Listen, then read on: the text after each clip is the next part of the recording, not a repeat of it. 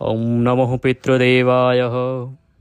आप सभी को पितृतर्पणी अमावस्या की ढेरों शुभकामनाएं। आज 2 अक्टूबर को सभी सनातनी हिंदू भाई बहन आज के दिन अपने पितरों को विदा कर रहे हैं। सर्वपितृ अमावस्या आज मनाई जा रही है। सर्वपितृ अमावस्या को उन सभी पितरों का श्राद्ध कर्म किया जाता है जिनकी तिथियां ज्ञात नहीं होती हैं। ऐसा बहुत बार होता है कि हमें ज्ञात नहीं होता है कि हमारे जो पूर्वज हैं उनका देहावसान कब हुआ था, उनका अंतिम संस्कार जब हुआ तो तिथि क्या थी। इसीलिए उन सभी पितरों के निमित्त जो श्राद्ध कर्म तर्पण आदि किया जाता है वो अमावस्या को किया जाता है। अमावस्या का सनातन धर्म में बड़ा महत्व है। अमावस्या को पितरों के लिए समर्पित माना गया है। इसके देवता पितृ माने गए हैं। इसीलिए इस अमावस्या के दिन किया जाने वाला श्राद्ध कर्म, पितृतर्पण, पिंडदान आदि बहुत ही अधिक महत्वपूर्ण होता है। तो आइए अभी हम सुनेंगे इस पितृ अमावस्या की कथा जो बहुत ही पावरफुल है, बहुत ही शक्तिशाली है और बहुत ही महत्वपूर्ण है। इस कथा को सुनने से आपके पितृ प्रसन्न होते हैं, उनको मुक्ति मिलती है। और उसके बाद सुनेंगे अमावस माता की कथा। दोनों ही कथाएं आपको सुनाई जाएंगी। साथ ही आपको बताया जाएगा कि आज आप किस किस की बलि निकालें, 5 बलियां क्या निकाली जाती हैं। तो संपूर्ण जानकारी के साथ आरंभ करते हैं महत्वपूर्ण वीडियो। आपसे अनुरोध है कृपया वीडियो को लाइक करें, कमेंट बॉक्स में जय शिव शंकर या जय पितृदेव लिखें, क्योंकि जब आप लिखते हैं तो उसका असर आपके ऊपर आता है, उससे एक पॉजिटिव एनर्जी बनती है, आपके पितृ प्रसन्न होते हैं। आपने देखा होगा बहुत सी माताएं, बहनें, बुजुर्ग माताएं कॉपी में भगवान का नाम लिखती रहती हैं। तो कृपया यहाँ कमेंट बॉक्स में भी एक बार भगवान का नाम लिखें। भगवान के आशीर्वाद से आपके पितृ प्रसन्न होंगे और आपके सभी काम मंगलमय होंगे। आप सभी जानते हैं कि अगर पितृ प्रसन्न होते हैं तो आपका जीवन सुखमय होता है। अमावस्या के दिन आपको सूर्योदय से पहले उठना चाहिए। उठने के बाद स्नान आदि करके अपने मंदिर का जो प्रांगण है उसकी साफ सफाई करके सभी को स्नान करा के अपने पितरों के निमित्त आपको श्राद्ध कर्म आदि करना चाहिए। किसी ब्राह्मण को भोजन कराना चाहिए, दान दक्षिणा आदि देके विदा करना चाहिए और उसके बाद यह पवित्र कथा अवश्य सुननी चाहिए। इस दिन 5 बलि निकाली जाती हैं। पंचबलि निकालना बहुत आवश्यक है। पंचबलि हमने आपको पहले भी बताया है कि आप ये 5 बलियां आप चाहें तो पूरे 16 दिन निकाल सकते हैं। अगर आपने 16 दिन नहीं निकाली हैं तो अमावस्या के दिन आपको अवश्य ही 5 बलि निकालनी चाहिए। और पंचबलि निकालने के बाद जो देव बलि है उसके अतिरिक्त बाकी जो बलियां हैं वो सभी बलियां जिस जिसके नाम से निकलती हैं उन्हें अर्पित कर देनी चाहिए। पंचबलि निकालने के बाद आपको श्राद्ध कर्म करते समय तर्पण करना चाहिए। तर्पण के समय जब आप जल लेंगे उस जल में कच्चा दूध, सफ़ेद पुष्प और काले तिल अवश्य प्रयोग करें। पुष्प आज के दिन नहीं तोड़े जाते हैं, इसीलिए कृपया किसी भी बाग बगीचे में कोई पुष्प या पत्ती ना तोड़ें, यह अपराध माना जाता है। आइए अब हम कथा सुनेंगे। पितृ अमावस्या की यह पवित्र कथा आपको प्रत्येक व्यक्ति को सुननी चाहिए। इससे आपको पितरों की कृपा प्राप्त होती है, आपके पितरों की मुक्ति होती है।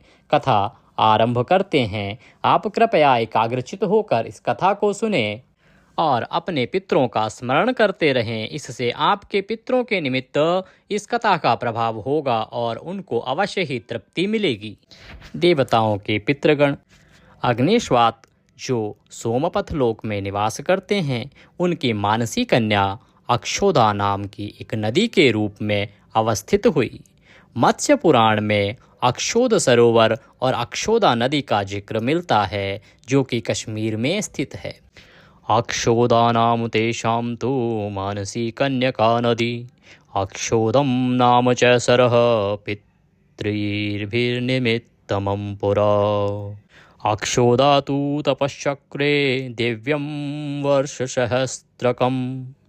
एक बार अक्षोदा नदी ने 1000 वर्ष तक तपस्या की, जिससे प्रसन्न होकर देवताओं के पितृगण अग्निस्वात और बृहस्पति अपने अन्य पितृगण अमावसु के साथ अक्षोदा को वरदान देने के लिए आश्विन अमावस्या के दिन उपस्थित हुए। उन्होंने अक्षोदा से कहा, हे पुत्री, हम सभी तुम्हारी तपस्या से अति प्रसन्न हैं, इसीलिए जो चाहो वर मांग लो। लेकिन अक्षौदा ने अपने पितरों की तरफ ध्यान नहीं दिया और वह अति तेजस्वी पितृ अमावसु को अपलक निहारती रही। पितरों के बार बार कहने पर भी उसने उस तरफ ध्यान नहीं दिया और बहुत अधिक बार बोलने पर कहा, हे भगवान, क्या आप मुझे सचमुच वरदान देना चाहते हैं? इस पर तेजस्वी पितृ अमावसु ने कहा, हे अक्षौदा, वरदान पर तुम्हारा अधिकार सिद्ध है, इसीलिए निसंकोच कहो, क्या वरदान चाहिए?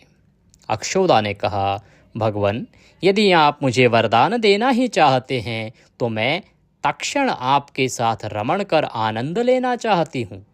अक्षौदा के इस तरह कहे जाने पर सभी पितृ क्रोधित हो गए। उन्होंने अक्षौदा को श्राप दिया कि वह पितृलोक से पतित होकर पृथ्वी लोक पर जाएगी। पितरों के इस तरह श्राप दिए जाने पर अक्षौदा पितरों के पैरों में गिरकर गिड़गिड़ाने लगी, बारंबार रोने लगी, विलाप करने लगी। इस पर पितरों को दया आ गई। उन्होंने कहा कि अक्षौदा, तुम पतित योनि में श्राप मिलने के कारण मत्स्य कन्या के रूप में जन्म लोगी। पितरों ने आगे कहा कि भगवान ब्रह्मा के वंशज महर्षि पाराशर तुम्हें पति के रूप में प्राप्त होंगे। तुम्हारे गर्भ से भगवान व्यास जन्म लेंगे, जिसके उपरांत भी अन्य दिव्य वंशों में जन्म लेते हुए तुम श्राप मुक्त होकर पुनः पितृलोक में वापस आ जाओगी। पितरों के इस तरह कहे जाने पर अक्षौदा को शांति मिली और वह कुछ शांत हो गई। अमावसु के ब्रह्मचर्य और धैर्य की सभी पितरों ने सराहना की एवं वरदान दिया कि यह अमावस्या की तिथि अमावसु के नाम से जानी जाएगी। जो प्राणी किसी भी दिन श्राद्ध न कर पाए, वह केवल अमावस्या के दिन श्राद्ध तर्पण कर्म आदि करके सभी बीते 14 दिनों का पुण्य प्राप्त करते हुए अपने पितरों को तृप्त कर सकते हैं। तभी से प्रत्येक माह की अमावस्या तिथि को सर्वाधिक महत्व दिया जाता है और यह तिथि सर्वपितृ श्राद्ध के रूप में भी मनाई जाती है। उसी पाप के प्रायश्चित हेतु कालांतर में यही अक्षौदा महर्षि पाराशर की पत्नी एवं वेदव्यास की माता सत्यवती बनी थी। तत्पश्चात समुद्र के अंशभूत शांतनु की पत्नी हुई और 2 पुत्र चित्रागंध तथा विचित्र वीर्य को जन्म दिया था। इन्हीं के नाम से कलयुग में अष्ट का श्राद्ध मनाया जाता है। बोले अमावसु पितृदेव की जय, बोले सर्व पितृदेव की जय। इसी के साथ यह पितृ अमावस्या की पावन कथा यहाँ पर समाप्त होती है। अब हम सुनेंगे अमावस माता की कथा, जिसे कि प्रत्येक अमावस पर आपको अवश्य ही सुनना चाहिए। एक ब्राह्मण, ब्राह्मणी और उनकी एक पुत्री का बहुत ही खुशहाल परिवार था। तीनों जन प्रेम पूर्वक अपने घर में निवास किया करते थे। उनकी पुत्री दिनों दिन बड़ी हो रही थी और शादी के लिए सयानी हो गई थी। माता पिता को उसके विवाह की चिंता सताने लगी। उन्होंने बहुत प्रयास किया कि उसका संबंध किसी के साथ हो जाए, उसका विवाह के लिए कोई योग्य वर मिल जाए, परंतु कहीं भी बात नहीं बनी तो वो बहुत ही परेशान होने लगे। एक दिन उनके घर में एक महात्मा ऋषि का आगमन हुआ। महात्मा ऋषि का उन्होंने खूब आवभगत किया, सत्कार किया और उसके बाद भोजन आदि करा के भगवान को विदा करते समय वह बोले, हे महर्षि, न जाने क्यों हमारी कन्या के योग्य कोई वर नहीं मिल रहा है। बहुत प्रयास करने के बाद भी उसको कोई योग्य वर की प्राप्ति नहीं हो रही है। आप कृपया कोई उपाय बताएं और दिव्य दृष्टि से देख के बताएं कि आखिर क्या कारण है कि हमारी योग्य पुत्री का अभी तक विवाह नहीं हो पा रहा है। महर्षि ने अपनी आंखें बंद की और त्रिकालदर्शी वह ऋषि देव बोले, हे ब्राह्मण देव, आपकी पुत्री के भाग्य में तो पति है ही नहीं, विवाह का कोई योग ही नहीं है, इसीलिए आपकी बेटी का अभी तक विवाह नहीं हो पाया है। ये सुनकर वह ब्राह्मण बहुत ही विचलित हुए। उन्होंने कहा, प्रभु, ऐसा कैसे हो सकता है? आप कृपा करके कोई उपाय बताएं, क्योंकि अगर बेटी का विवाह नहीं हुआ तो हम तो जीवन से विमुख हो जाएंगे। इस जीवन का क्या लाभ अगर बेटी घर में कुंवारी बैठी रहे? महर्षि बोले, हे ब्राह्मण देव, एक उपाय बताता हूँ। आपके घर से कुछ ही दूरी पर एक सोना नाम की धोबन है। वो अमावस्या की पूजा करती है, अमावस्या की कथा सुनती है और इसीलिए उसको यह वरदान है, अगर वह अपना सुहाग शादी के समय आपकी बेटी को दे तो निश्चित ही आपकी बेटी का विवाह होगा और जीवन भी दीर्घायु रहेगा।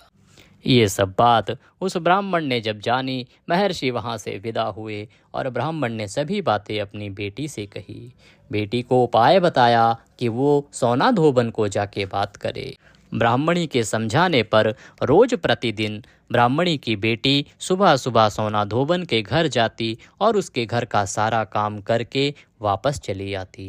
काफ़ी दिन हो जाने के बाद एक दिन ब्राह्मणी ने सोचा कि उसकी बहू शायद बहुत जल्दी अकेली उठ जाती है और सारा काम करके फिर पुनः सो जाती है। तो उसने अपनी बहू से कहा कि बहू, तुम अकेली सारा काम सुबह करके सो जाती हो क्या?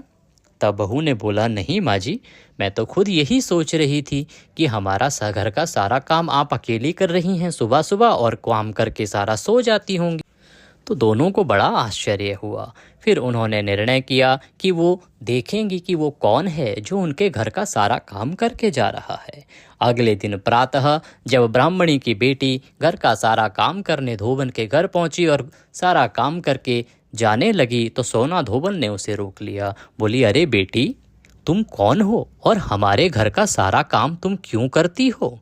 वह ब्राह्मण की बेटी बोली, हे माँ सोना, मुझे इस प्रकार से वैधव्य योग है और महर्षि ने बताया है कि अगर आप मुझे अपना सिंदूर दें, सुहाग दें तो मेरी शादी हो सकती है और हमारा जीवन भी लंबा हो सकता है। तब सोना धोबन ने कहा कि ठीक है बेटी, तूने मेरे घर का इतना काम किया है तो मैं अवश्य ही तेरे लिए यह करूँगी। और सोना धोबन उसी के साथ उसके घर पहुँची। वहाँ जाके उसने देखा कि सोना धोबन के आगमन के साथ ही उस कन्या के लिए योग्य वर मिल गया और उस कन्या की शादी कुशल पूर्वक हो गई। तभी उस धोबन ने अपना सुहाग, अपना सिंदूर उस कन्या को दिया। उस धोबन के घर में उसका पति बीमार था और जैसे ही उसने अपना सुहाग उस कन्या को दिया, उसकी मृत्यु हो गई। वह सोना धोबन बहुत ही तेजस्वी थी। माँ अमावस के आशीर्वाद से उसे शक्तियाँ प्राप्त थी। वह समझ गई कि उसके घर में कुछ अनर्थ हुआ है। वह उस बेटी को वहाँ विदा करा के तुरंत वहाँ से चली। रास्ते में आई तो पीपल का पेड़ पड़ा। वहाँ पर उसने 108 परिक्रमा करी। परिक्रमा करके पत्थरों से घर बनाया और अमावस माता का पूजन किया, सींचा। और जैसे ही उन्होंने अमावस माता को सींचा, उसका पति पुनः अमावस माता के आशीर्वाद से जीवित हो गया और सोना धोबन अपने घर को आ गई। इस प्रकार अमावस माता के आशीर्वाद से उस ब्राह्मणी की बेटी का विवाह हुआ और उसे दीर्घायु पति मिला। इधर सोना धोबन का पति भी पुनः जीवित हो गया। बोलिए अमावस मात की जय। इसी के साथ अमावस की यह कथा समाप्त होती है। आपने आज अमावस का श्राद्ध कर्म किया होगा। श्राद्ध कर्म करने के बाद आज आपको अपने पितरों को विदा भी अवश्य करना चाहिए और विदा करने के बाद ही आपका जो श्राद्ध पक्ष है वो समाप्त होता है। विदा करने के लिए सायंकाल को एक लोटे में जल लेके अपने पितरों से निवेदन करें कि आप उन्हें विदा करने जा रहे हैं और अगले चौराहे तक जाएं, वहां उनको अर्घ्य दें और उनसे निवेदन करें कि प्रभु अब आप अपने लोक को प्रस्थान करें। या फिर आप किसी नज़दीकी पीपल के पास जाएं, पीपल को जल अर्पित करें और अपने पितरों से निवेदन करें कि प्रभु आप इस पीपल के सहारे अपने स्थान को प्रस्थान करें और अगले वर्ष पुनः आशीर्वाद देने के लिए पधारें। इस प्रकार से निवेदित करके आप अपने पितरों को विदा कर सकते हैं। ये जानकारी थी अमावस्या से संबंधित। कथा आपने सुनी। कृपया वीडियो अच्छा लगा हो तो उसे लाइक अवश्य करें। कमेंट बॉक्स में जय अमावस, जय शिव शंकर, जय पितृदेव लिखना ना भूलें। भगवान सबका कल्याण करें। जय शिव शंकर, जय पितृदेव।